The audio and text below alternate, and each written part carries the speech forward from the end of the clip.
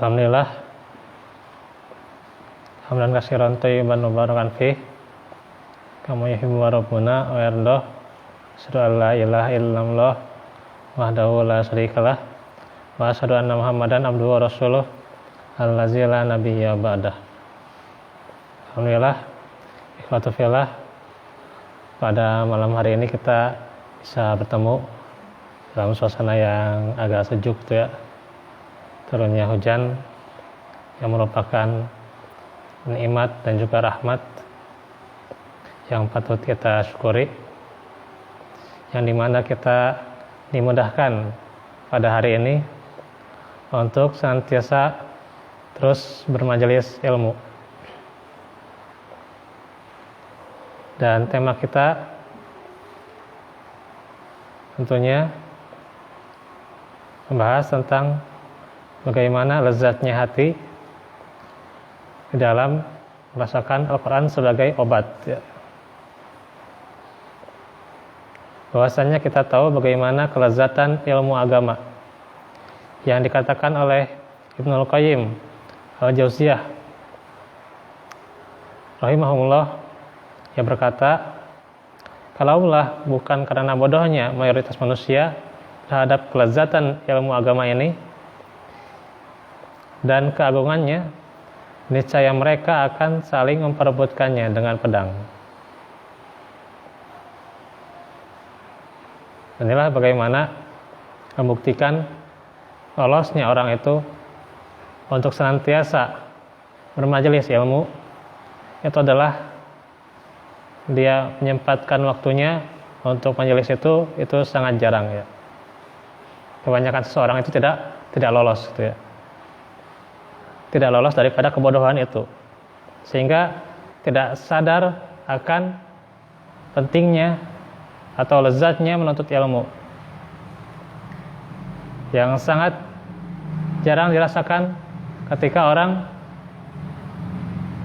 tidak menuntut ilmu ya, atau di zaman sekarang ini gitu ya, sangat jarang merasakan lezatnya menuntut ilmu. Selain lezatnya juga yaitu keagungannya. Kalau dia sadar, mereka sadar gitu ya, pasti mereka akan saling memperebut gitu ya, perebutkan kelezatan ini gitu ya. Karena tidak ada yang menggantikan kelezatan seseorang dalam majelis ilmu gitu ya. Disebutkan dalam Miftah Daris Sa'adah.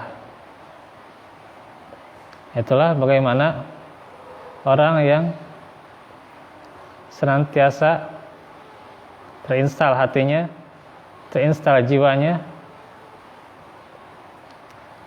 dengan ilmu ya.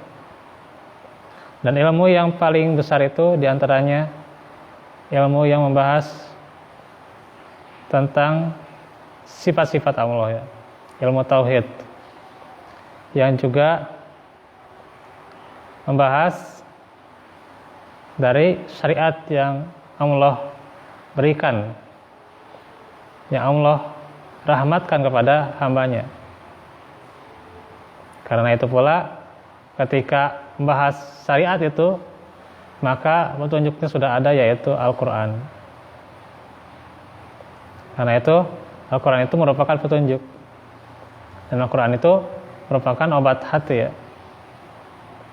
Dijelaskan di dalam surah Yunus ayat 57 sampai 58 ya. Ya ayuhan nasu qad ja'akum mau'izatum min rabbikum ya. Wahai manusia, telah datang kepada kalian qad ja'akum mau'izatum ya, nasihat ya, min rabbikum, dari Rabb kalian, wasyifaul lima fis sudur, dan penawar bagi penyakit yang ada di dalam dada, wa hudan wa rahmatul lil mu'minin, dan petunjuk dan rahmat bagi orang-orang yang beriman.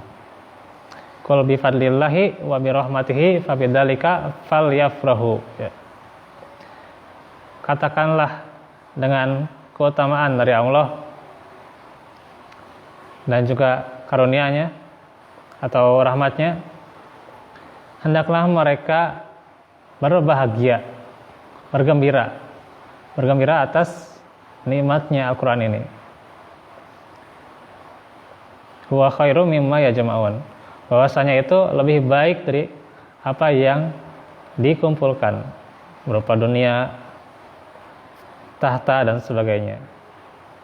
Al-Quran itu lebih baik gitu ya. Karena itu kalau Ustaz Zulkarnain itu ya memotivasi keturunannya dengan mengatakan gitu ya, mau kamu dapat yang lebih dari 100 mobil gitu ya. Apa coba yang lebih dari 100 mobil? Yaitu qobla subuh gitu ya. Ya, qobla subuh itu lebih daripada 100 mobil gitu ya. Jadi 100 mobil aja kalah gitu ya. Apalagi bumi dan sisinya itu kan kalah gitu oleh qobla subuh gitu. Begitu juga Al-Quran gitu ya. Al-Quran itu lebih daripada 1000 mobil gitu ya. Al-Quran lebih daripada 1000 HP gitu ya. Jadi Al-Quran itu lebih daripada segala-galanya yang kita kumpulkan. Jadi harus kita amati, kita cermati, inilah bagaimana nikmatnya Al-Quran ya, yang melebihi dunia dan seisinya, yang senantiasa dikumpulkan oleh manusia, bahwasanya tidak ada bandingannya ya. Firman Allah, kalamullah ya, dengan dunia dan segala isinya. Jadi kalau kita bisa motivasi diri kita, maka kalau kita sudah terinstall akan melihat nikmat ini gitu, maka kita akan sadar, oh ini nikmat Al-Quran itu ya. Ketika kita kehilangan dunia ya, kita tidak terlalu bersedih gitu ya, tidak terlalu khawatir gitu ya. Ya, yang namanya manusia memang tidak lepas daripada khawatir dan juga sedih hati. Tapi jangan sampai berlarut-larut, tinggalkan yang sudah berlalu gitu. Lupakan yang sudah berlalu. Dan kembali pada jalan yang benar. Inilah bagaimana bersama Al-Quran penuntun jalan gitu.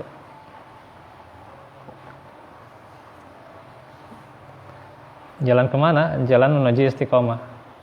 Kalau kita ingin berkata istiqomah, maka kita perbaiki dulu dari Al-Quran gitu ya. Tidak mungkin seseorang beristiqomah tanpa Al-Quran. Dan tadi di dalil surah Yunus itu ayat 57, Al-Quran itu sebagai syifa ya. Karena itu hati itu kan ada keras, ada kelembutannya. Sesungguhnya kerasnya hati punya obat, yaitu memperbanyak membaca Al-Quran, yaitu obatnya hati itu ya, obatnya hati. Inilah yang akan membawa pada ketentraman. Ala bidzikrillahi tatmainnul qulub ya. Ingatlah dengan zikir kepada Allah, maka akan adanya ketentraman di dalam hatinya.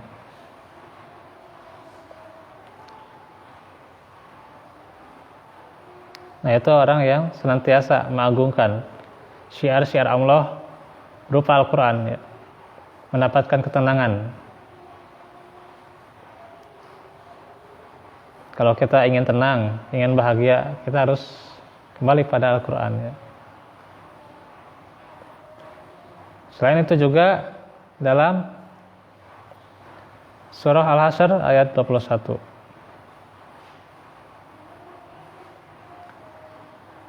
Lau anzalna hadzal qur'ana ala jabalin lalu ayatahu khasyan mutasaddian min khasyatillah al-ayah. Surah 59 ayat 21 menjelaskan, kalau seandainya kami turunkan Al-Quran ini kepada gunung niscaya engkau akan melihat gunung itu khusyuk dan hancur. Kenapa? Takut kepada Allah. Dia tidak sanggup itu ya, tidak sanggup mengemban renungan itu ya, karena begitu besarnya amanah Al-Quran itu. Dan juga di ayat yang lain yang menjelaskan bagaimana telah diamanahkan Al-Quran itu ya, bagaimana pada langit dan bumi ya, dalam surah Al-Ahzab ayat 72. Namun mereka mengatakan fa'abaina ayyahmilnaha wa asfaqna minha wa hamalhal insan ya. Mereka tidak akan kuat ya, tidak akan mampu. Kemudian ditaruhlah, dibebankan pada manusia. Namun mereka innahu kana zaluman jahula. Kebanyakan mereka itu adalah zalim ya, dan jahil ya. Jahil terhadap kebenaran. Bahkan mereka tidak mau mempelajari kebenaran itu ya.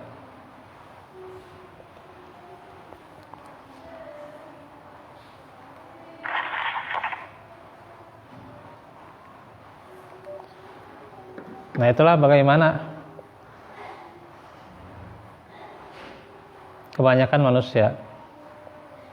Artinya bagaimana seseorang itu bisa menjalankan amanah Al-Quran itu, yaitu dengan menjalankan sesuai apa yang layak gitu ya, yaitu dia membacanya, kemudian mempelajari isinya, mentadaburi ya. Tidak hanya dikatakan tadabbur alam, tapi tadabbur Al-Quran juga ya. Pula dia juga senantiasa mengamalkannya, baru dia mengajarkannya ya. Itu yang merupakan prinsip keimanan pada Al-Quran ya. Ini sudah mengatakan sesuatu tapi dia belum bisa mengamalkan, itu sangat jauh sekali ya. Kalau seseorang ingin menginstal dirinya dengan Al-Quran itu ya, karena kalau sudah seseorang diberi amanah akan ilmu yang mulia, dinul Islam, seharusnya dia itu terus bagaimana terfikirkan, terbesitkan, dan juga terjiwakan. Untuk apa? Untuk ilmu itu ya. Yang hatinya akan menggerakkan pada dasar-dasar kebaikan, prinsip-prinsip Al-Quran itu. Itulah orang yang menjadi syifa ya. Jadi syifa itu bukan hanya orang itu terguna-guna terus diruqyah gitu ya, atau dia misalnya orang yang syak, ragu-ragu ya dalam hidupnya, kemudian ruqyah. Tidak hanya itu ya. Syifa itu bukan hanya sebatas ruqyah dan ruqyah gitu ya, tapi syifa itu bagaimana hatinya itu bisa menggerakkan atas dasar prinsip Al-Quran untuk pada jalan-jalan kebaikan menurut apa yang dituntunkan dalam Al-Quran. Itulah syifa. Sehingga dari syifa itu akan mendorong dirinya amar ma'ruf nahi munkar. Itu mudahannya gitu. Sehingga kalau seseorang memahami kata syifa, jangan dijadikan jelimet ya, atau jadikan ribet ya, harus diruqyah gitu, atau datang ke seseorang untuk diruqyah gitu ya, baru jadi syifa gitu ya. Padahal dirinya sendiri ketika mendengarkan atau membaca Al-Quran, apakah sudah menjadi sifat untuk dirinya. Nah, ini yang perlu kita pahami tentang makna sifat itu. Ya.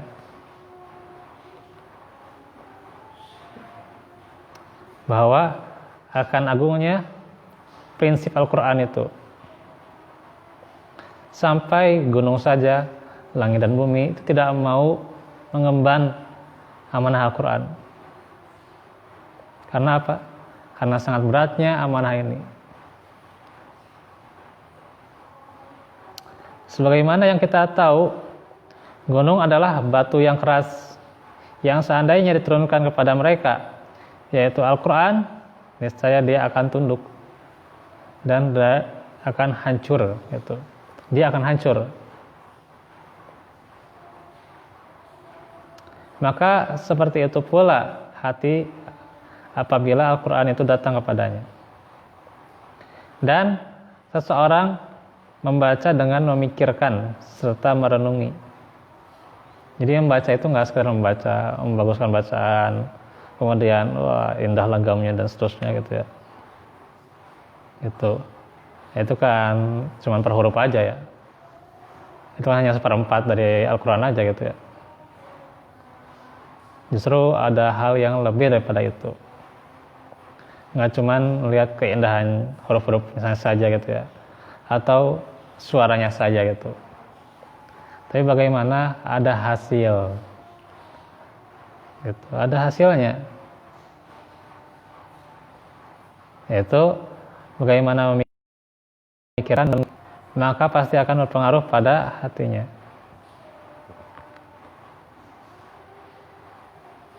Nah, itu tentang Al-Quran yang menjadi obat hati. Bahwasanya yang namanya hati itu pasti berbolak-balik ya. Ya kadang di jalan yang benar, kadang juga di jalan yang salah. Tetapi dengan Al-Quran bisa mengendalikan hal itu ya. Karena itu pula kita perbaiki, kita resapi, dan kita maknai, dan kita amalkan gitu. Itulah orang yang sejatinya dengan Al-Quran itu. Gak usah lihat orang sejati itu dari gagap dirinya ya, gitu. Dari gelagak dirinya gitu. Oh saya ingin merasa seperti ini, merasa seperti itu, ingin viral, ingin dapat penghargaan, ingin dihargai dan seterusnya. Al-Quran tidak menuntun seperti itu ya. Al-Quran itu menuntun jiwa kita itu untuk ikhlas ya. Ikhlas dalam berbagai keadaan. Ikhlas bagaimana kita hanya mendapat ridho Allah saja. Kemudian kita ridho atas takdirnya. Sebenarnya itu cukup gitu ya. Ini yang ditaruh dalam akhlak seorang muslim. Pribadi seorang muslim ketika dia terinstalkan Al-Quran pada dirinya ya. Nah, kita pertanyaannya sudah ridho belum? Kadang ketika ada sesuatu sedikit aja yang tidak sepahaman dengan kita, ya udah gitu.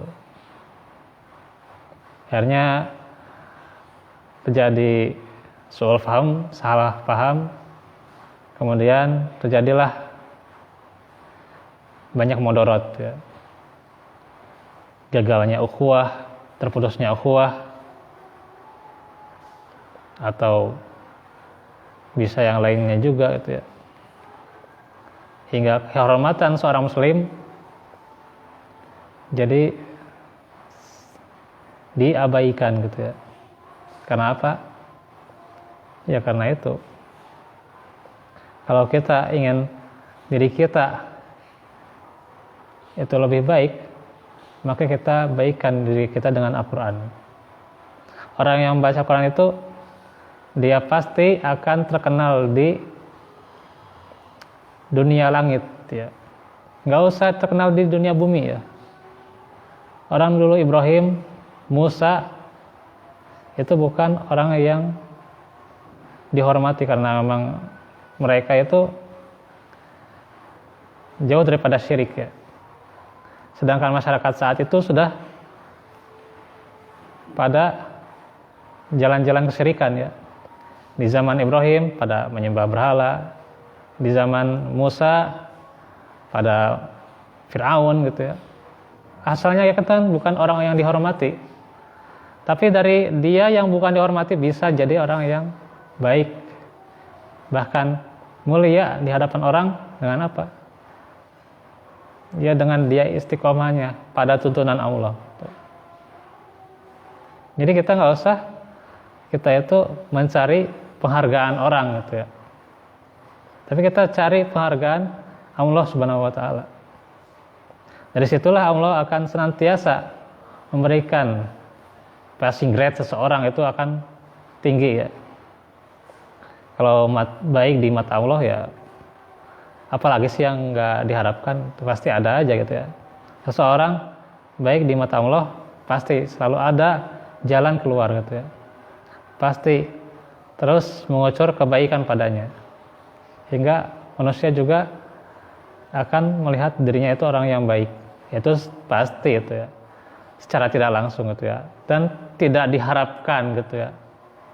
Nah ini kita sudah sampai mana ya?